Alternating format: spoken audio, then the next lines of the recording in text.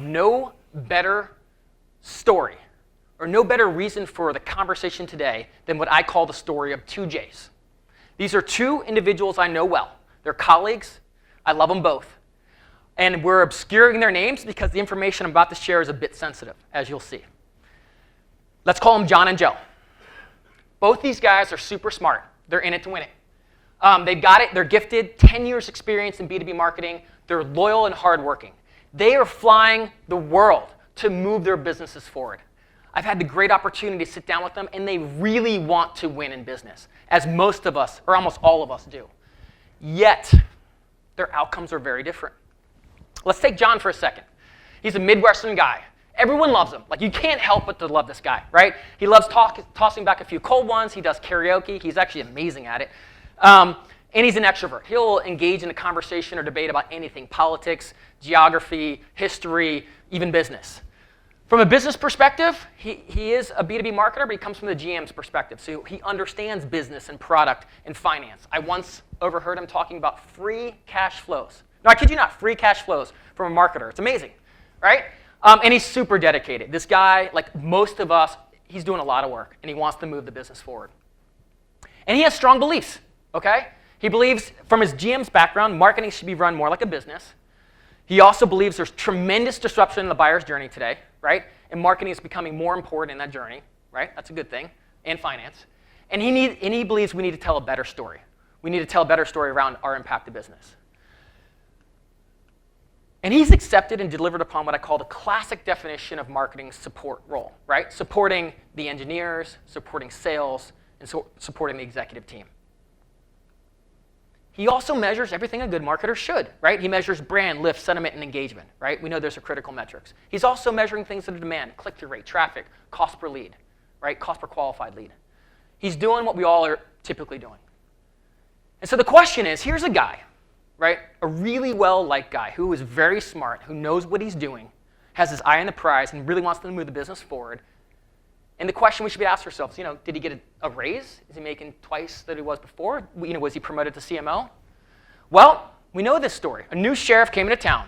True story. CEO with an operations and sales background, no real experience or respect for marketing. Let's be honest, we're having an authentic conversation. And he's looking to make his mark, right? So the question I'm going to ask you as we think about this, and the reason for being today, is where do our organizations place the most value, right? What are the functions? In my opinion, it's engineering, right? They're the brilliant people behind the technology and the stuff we're building, right? It's sales. They're the rainmakers behind every dollar we bring into our organization. And it's finance. Let's be honest, you guys are the storytellers behind where we are and aren't making money, right? And with this, it builds this cycle, right? Proof delivers influence, influence procures resources, resources delivers respect. So what happened to John? Well, despite his loyalty and sophistication and his desire to move the business forward, he was cut with his CMO and over 30 corporate marketers. And what did they do? What did the CEO do? You got it. He reinvested in sales. I mean, we know this story. I mean, this has happened time and time again. And then, frankly, this is the reason we're here today, in my opinion, this very story. So, if John could do it all over again, and this was a conversation I had with him as I extracted this and interviewed him, he said he'd do three things. Number one is he'd paint the picture to his impact to pipeline and revenue. Revenue and pipeline. Number two is he'd partner with more sales and pilots, getting things off the ground, testing things out. And last but not least, he would beg, borrow, and steal for the resources to connect his activity and his investments to that pipeline and revenue. And in his own words, it didn't have to be this way. Joe, on the other hand, years ago, before revenue marketing was vogue, took on a multi-billion-dollar quota. Both these guys come from large billion-dollar organizations. Not only did he meet that quota, he exceeded it, right? And he did a couple of things. Number one was he connected the data. He helped to tell a better story to his investments and what it was doing for the business in terms of pipeline. Number two was he aligned with the executive team, right? And he better understood what their needs are and began to tell that story.